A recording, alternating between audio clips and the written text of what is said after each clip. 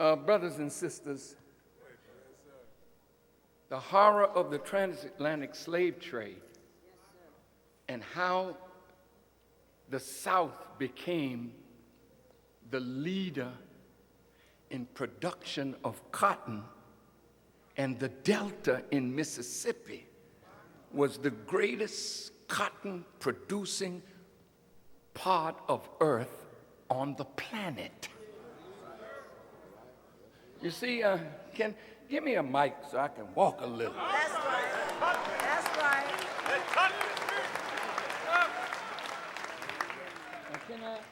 If I go to this board, will they be able to see it? If I may? Here. Oh, I can just take the mic. Yeah, well, that's right. Time to start taking things that belong to us.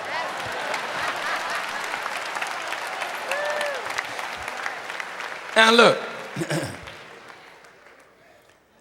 look at this.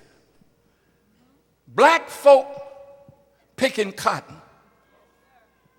Listen good now. Cotton was then what oil is now.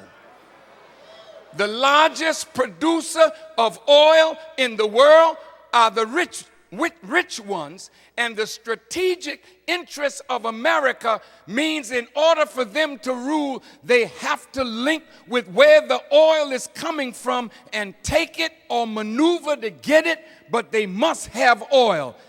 In the time of slavery, it was cotton. And it's interesting that the cotton would come down the Mississippi, New Orleans to the Gulf, from Biloxi, Mississippi, and from Mobile, Alabama, and the cotton would come down and go up to New York, where the brethren of the Jewish people in the South, in the North, were the masters of the needle trades.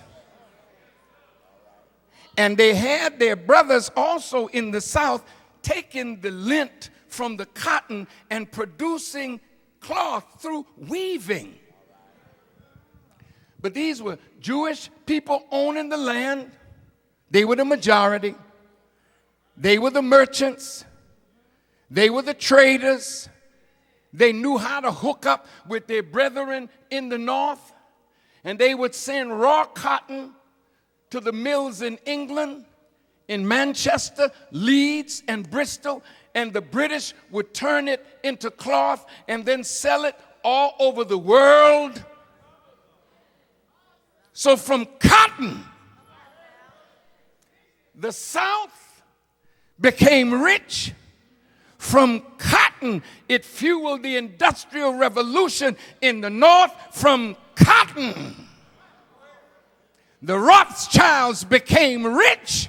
From cotton, the Lehman Brothers became rich from cotton in Alabama, then moved to New York and Wall Street.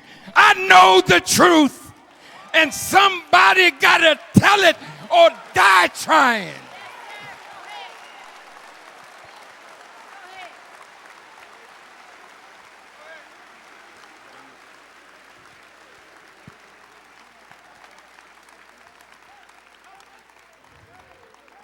Put up the areas where the cotton was produced.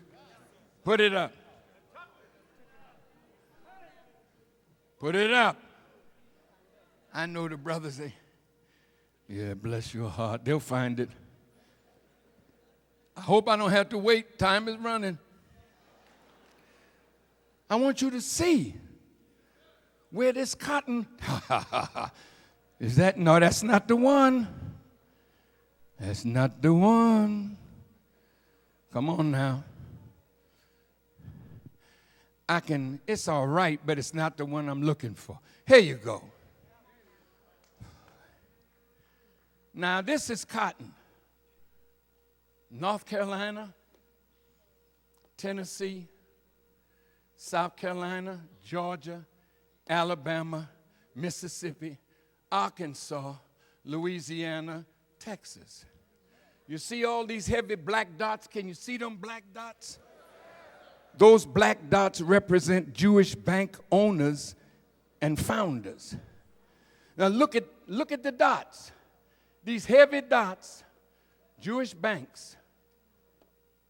And you notice this dark spot here, that's the Mississippi Delta. Let me tell you, your brothers and sisters in Mississippi,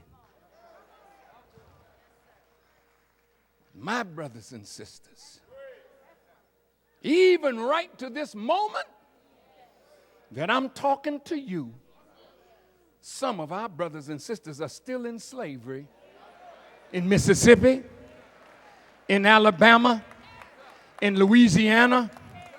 Listen to me good now. You can't plead for their freedom.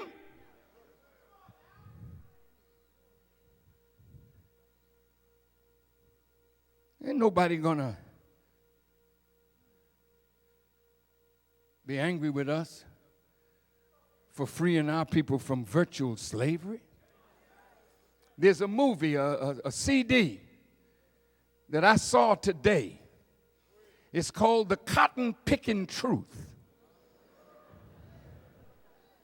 We're still on the plantation. And a black woman is talking. She just got out of slavery in the 60s. Did you hear me?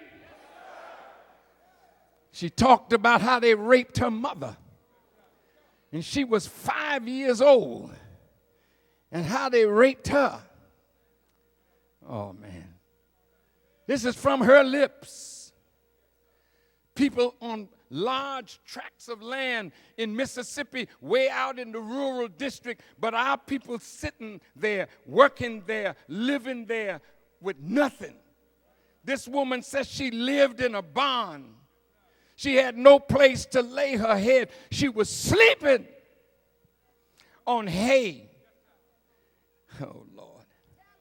And she said she would eat crickets. Sometime there'd be a worm, and she would bite a piece and give a piece of the worm to her children.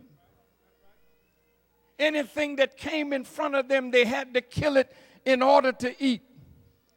This wasn't in 1850, 1860. This is in 1960.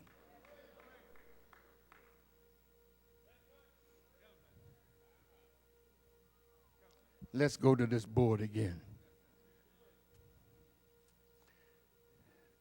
All these dots that look like zeros, they were Jewish bank presidents, vice presidents.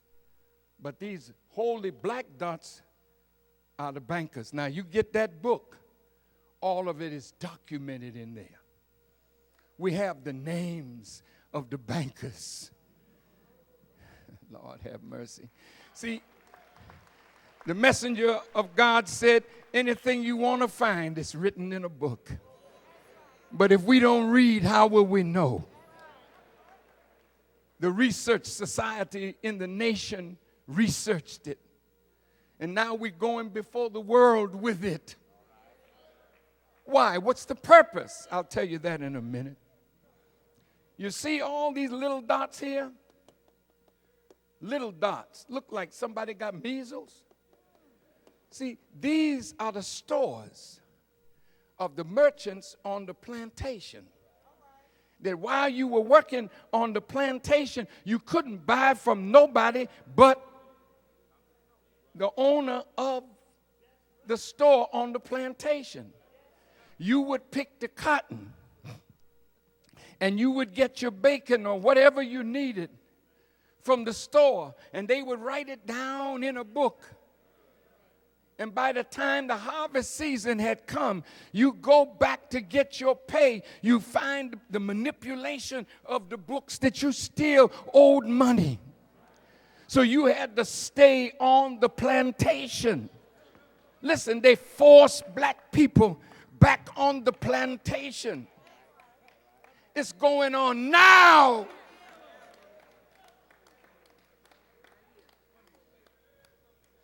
Just bear with me.